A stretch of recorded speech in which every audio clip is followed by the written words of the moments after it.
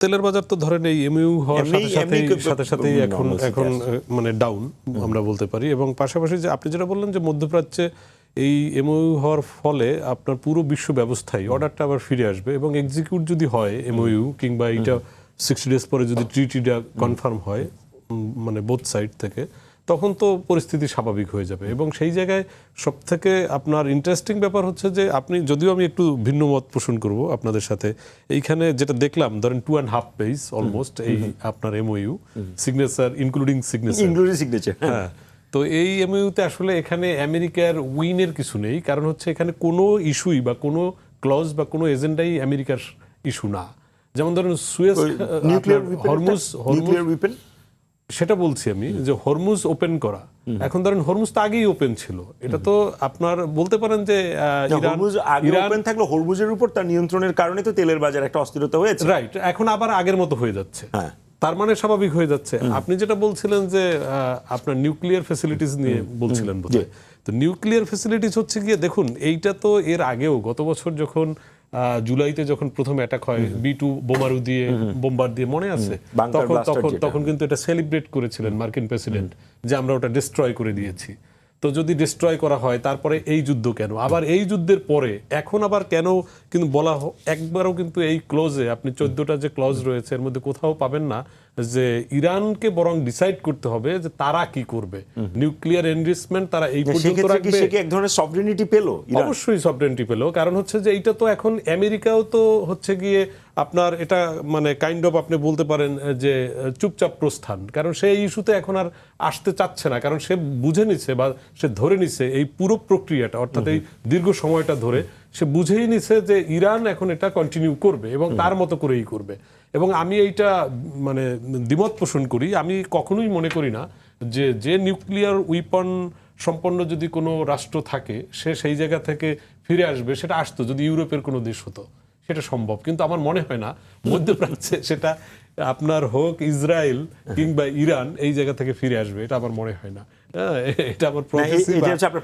এটা রাইট, আমার প্রফেসি বা আপনি বলতে পারেন হাইপোথিসিস। কারণ আমার কেন জানি মনে হচ্ছে যে এই ইস্যুকে কেন্দ্র করেই, এবং দেখেন ইরান কিন্তু তার আত্মত্যাগ রয়েছে, আমরা যতই এটা হেসে খেলে বলি না কেন, এই পুরো প্রক্রিয়ায় একটা জাতি রাষ্ট্র কিংবা ন্যাশন স্টেট তার যে স্যাক্রিফাইস, সে তার সুপ্রিম লিডার থেকে শুরু করে মানে আপনি বলতে পারেন যে বান্স অফ অর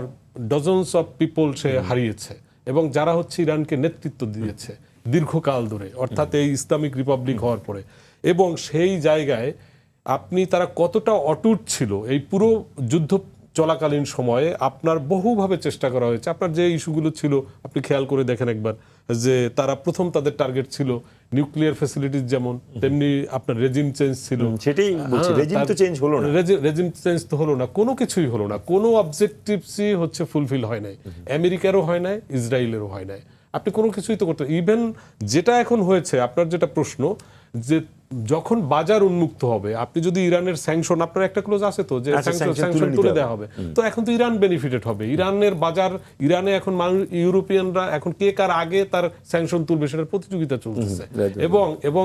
এক ধরনের আপনি দেখবেন যে ইনভেস্টমেন্ট প্রক্রিয়া বলেন কিংবা এই রাষ্ট্রের সাথে যে এঙ্গেজমেন্ট, গ্লোবাল এঙ্গেজমেন্টটা তো এখন নতুন করে তৈরি হবে। এবং মানুষ এখানে খুব স্বাভাবিক, যেহেতু ইরানিয়ানরা ধরেন গত 3 দশক ধরে আইসোলেটেড ছিল এবং লোনলি একটা আমরা বলতে পারি যে সভরেন্টি হিসাবে ছিল, কাজেই এইখানে অন্যান্য রাষ্ট্রগুলো তাদের তো একটা সিম্প্যাথি রয়েছে, এবং সেটা শুধু যে মুসলিম ওয়ার্ল্ড তা না, এর বাইরেও ইউরোপিয়ানরা বলেন অথবা পলিটিক্যাল কারণে, স্ট্র্যাটেজিক কারণে, জিও পলিটিক্যাল কারণে বহু রাষ্ট্র তার সাথে এখন এঙ্গেজমেন্টে যাবে, তার এখানে ইনভেস্টমেন্ট হবে, সেই ইরান আগের ইরান হবে আবার। তো তাহলে আপনার যে প্রশ্ন যে এই পুরো বাজার ব্যবস্থাপনা যখন চেঞ্জ হবে, সেখানেও কিন্তু সব থেকে বেনিফিটেড হবে ইরান, এটাই হলো বাস্তবতা। কাজেই আমার কাছে যেটা মনে হয় আর কি, ইরানকে উইনার হিসেবে দেখছেন, এটা বোঝা যাচ্ছে। ঠিক উইনার না, কারণ আসলে কাইন্ড অফ অ্যাডভান্টেজিয়াস পজিশন আছে, প্রিভিলেজ আপনি বলতে পারেন, যেটা ওমেন বলল যে একটা ডিপ্লোম্যাটিক প্রিভিলেজ নিয়েছে, এই প্রিভিলেজটা নিয়েছে, এবং সেই জায়গায় কিন্তু একটা বিষয় রয়েছে, এটা কিন্তু এমন নয় যে আপনি যেভাবে বলছিলেন যেটা আসলে ওই যুদ্ধ খেলা না, তারা যেটা করেছে তাদের যে লিগাসি, তাদের যে ইতিহাস ঐতিহ্য হাজার বছরের, এবং সেই জায়গায় তারা যে খুবই শার্প কিংবা ন্যাশন স্টেট হিসেবে, জাতি হিসাবে পার্সিয়ানরা যে তারা যে খুবই এনরিচ, মেধা, মনন, বুদ্ধি, প্রজ্ঞা, সজ্ঞা সবকিছুতে, সেইটা তারা এবার আমরা মনে করতে পারি যে এই যুদ্ধের মধ্যে দিয়ে তারা এটাকে ফ্লারিশ করেছে এবং তারা তার আউটকাম এবার নিবে। আমি একটু